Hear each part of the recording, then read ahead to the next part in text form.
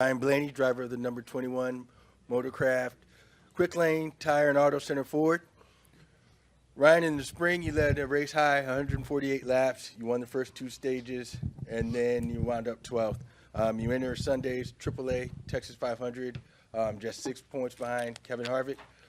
What do you and your team need to do here to put yourself in a position to advance to the championship four? I mean, I think just have a solid weekend like we had in the spring race, and just try to finish it out better. We kind of got behind there, and actually slid through my box the last pit stop, which put us back. So just try to have a good solid race, and I feel like that's the best thing that we've can do, and just try to cut back on mistakes like we have been really the whole playoffs. We haven't really had huge mistakes. We've just kind of been consistent and been able to get good finishes out of it. So coming to a track which has been decent for us in the past, and the mile and a half stuff has been really good for us. So hopefully we can have a solid weekend and a good run on Sunday and put us in a decent spot going into Phoenix. Gotcha. We'll open it up to the floor. Just raise your hand and we'll get a mic to you. Let's start with Claire.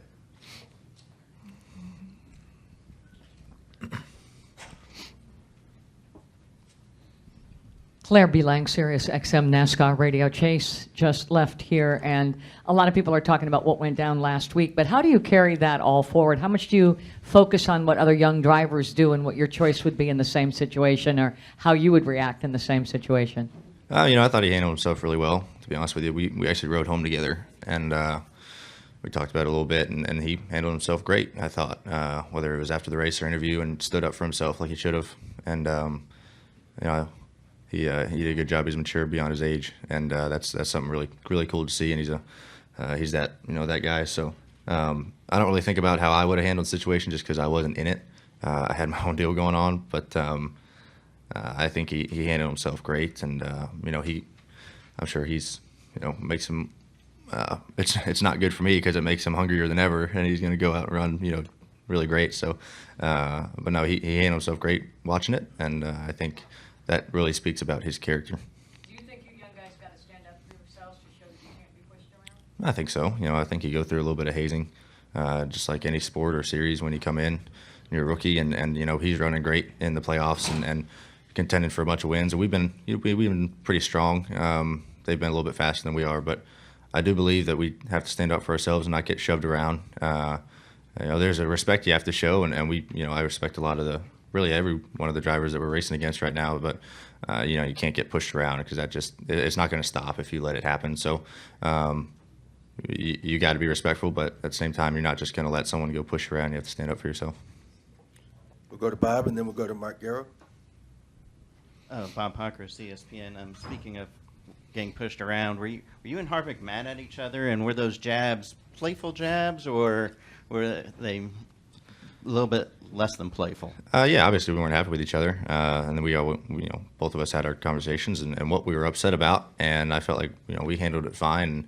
It was a stern talking to, but I have a lot of respect for Kevin. He helped me a lot when I first got started back a handful of years ago, and just Martinsville racing pretty much, and we had a talk, and I think we're fine right now.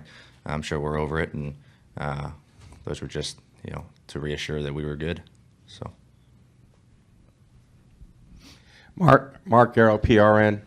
Ryan, when you made it into round 3, did you kind of circle Texas as well as you ran here in the spring, going like, okay, that's where we could lay one down, a trip to victory lane, and make our way to Homestead?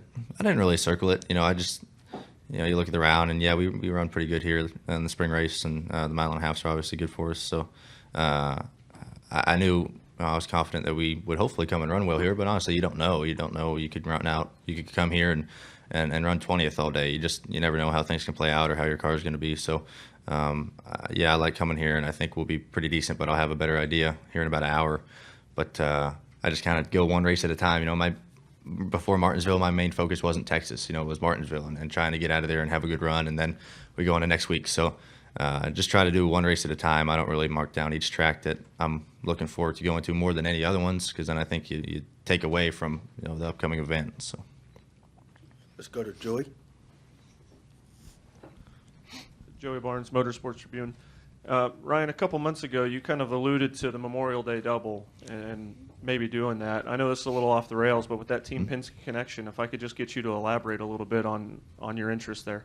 Yeah, I'd love to do it. It's something a lot of respect for the people who've done it.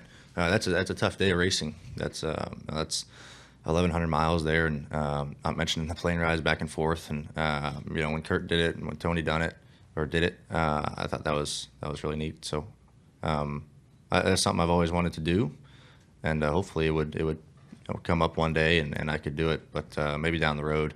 So Penske Group's pretty good at the Indy 500, so hopefully I'll get that chance. But the interest level is really high. I'd love to do that, just to say we were a part of it, and I was able to race there and at that event. So Let's go to Matt. Entering Matt Weaver, AutoWeek.com. Entering the Martinsville weekend, Brad Keselowski had talked about how that was a must-win race for his team to advance to Homestead. Given your success here at Texas, do you share his sentiments that some race this round, whether it's Texas because you've been good here, or even next week at Phoenix, is this a must-win scenario for you guys too? I don't think so. I don't really think it's a must-win for us. I think we can come out here and have a solid run, and Phoenix hasn't been our best track, but I feel like we can put together a decent race there. So I don't mark it down as all or nothing. Like if we don't win this race, there's no way we're getting to Homestead. I just don't really look at it that way. I just want to come and do the best that we can here. And if we win the race, great. If not, we tried our best, and hopefully we get a good finish out of it. Then we'll move on and figure out what we have to do for Phoenix. But I don't think this is a must-win. Nate. Nate Ryan, NBC Sports. Ryan, so the Harvick situation, was that then just a case of Martinsville racing, or would that fall in the category of what you were talking about, where somebody taking advantage of you and pushing you around? I think it was just Martinsville racing, to be honest with you.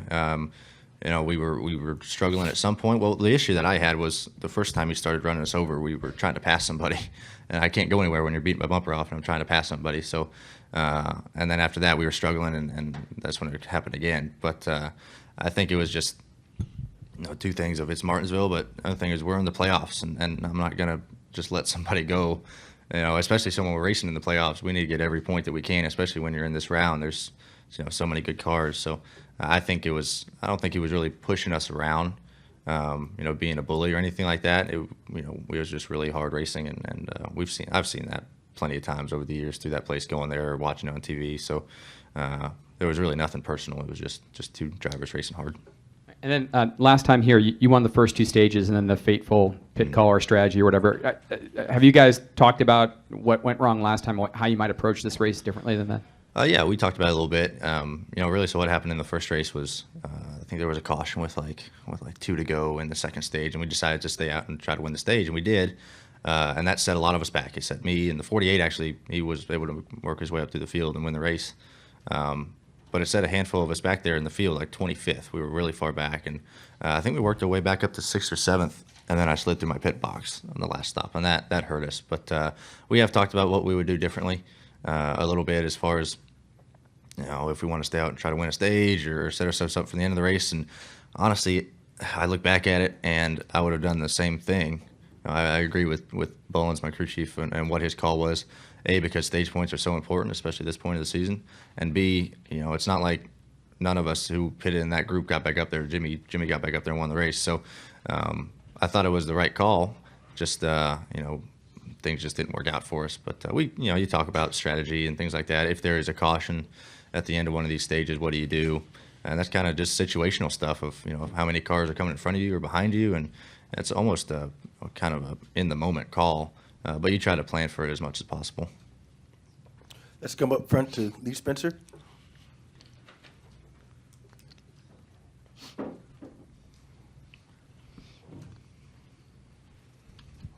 What do you know about the car you're racing this weekend? It's pretty similar to the Kansas car we had, similar build and things like that. It's not the Kansas car, but it's one pretty close to that. So the car is pretty good at Kansas, so hopefully we can make it just as good here. And you think Harvick would have been as gracious if you weren't both Ford drivers? That's a good question. I don't know. I have no idea. Obviously, we all try to work together.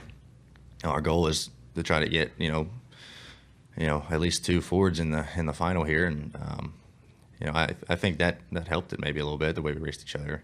It might have been not as friendly if we were if this was last year, but I think that might have helped a little bit, but at the end of the day, we're just racing and we're racing hard. But I'm sure that didn't hurt.